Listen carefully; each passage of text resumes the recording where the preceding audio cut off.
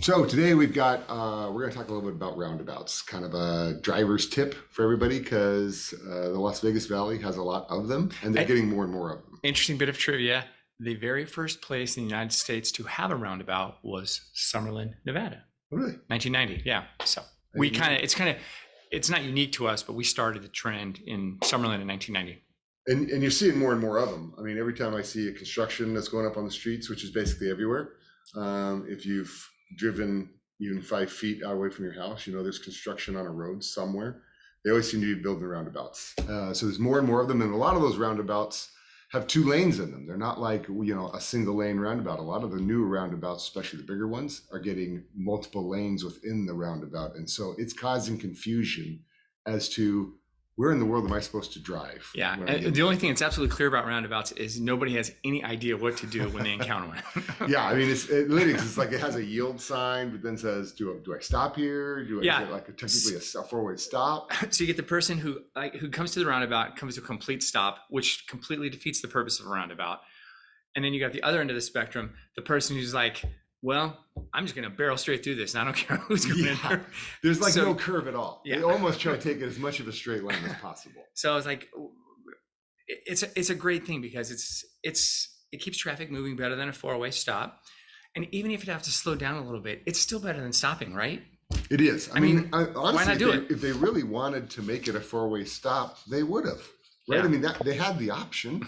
They chose not to keep the flow of traffic going. The big issue is have some patience, have some sense, and we're going to talk to you about how to follow the rules.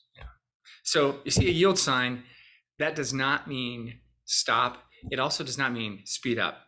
Slow down. Yield it should just say caution because there's something happening. If there's a yield sign, all of a sudden there's caution. Roundabouts are a little different than a four-way stop. Four-way stop, you defer to the person on your right. On a roundabout, you're going to defer to the person on your left. So if you're coming to the roundabout first, you have the right of way. You're there first, you go. If it's safe to enter the roundabout, do it. If there's somebody on your left already in the roundabout, you have to yield to them because everyone's moving counterclockwise in a roundabout. You do not ever go clockwise in a roundabout, always counterclockwise.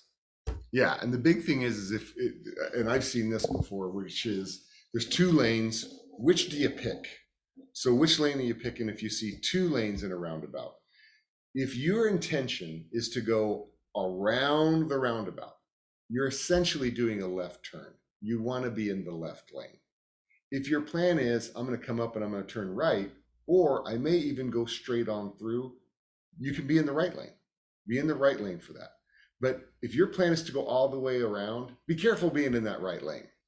If your plan is to go all the way around, you really want to be in that left lane to allow the right lane folks to be able to veer off. Now, when you do that, make sure you use your blinker.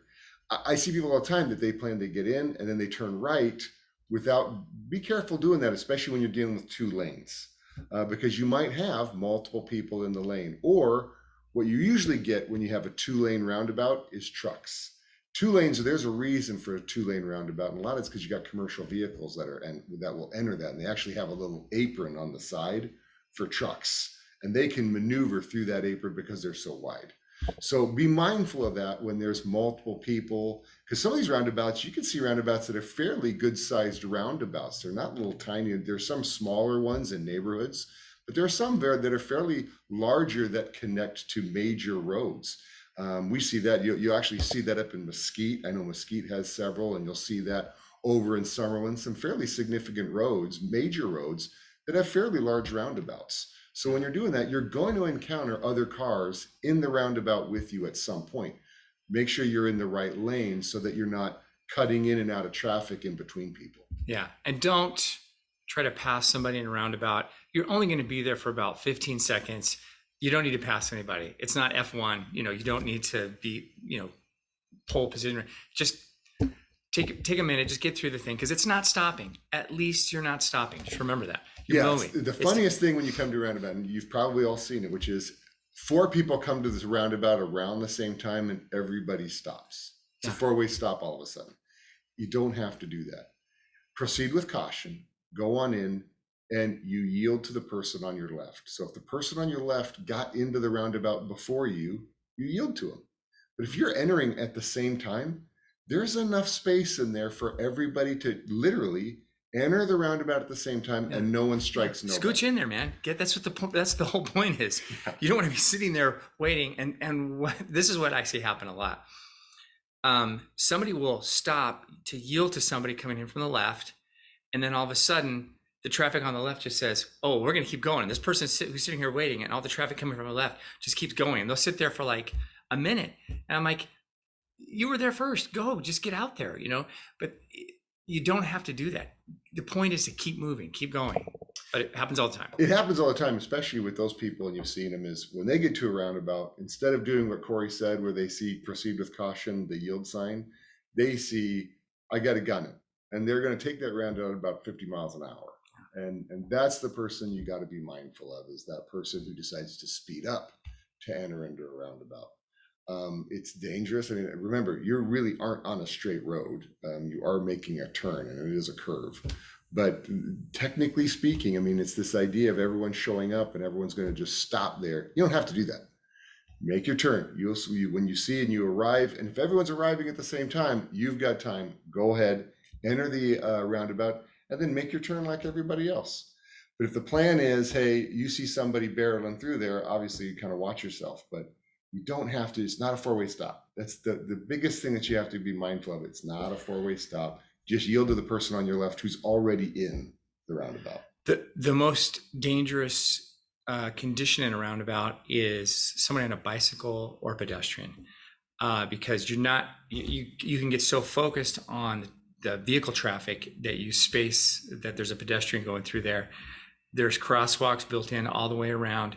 If you see somebody around there, be cautious and slow down, and you have to yield to a pedestrian. That's universal. You have to yield to pedestrians in a crosswalk, and even not in a crosswalk. It doesn't mean you can just mow a pedestrian down. It's like it's fair game. Say me, it wasn't in the crosswalk, officer. It's not death. It doesn't really work. But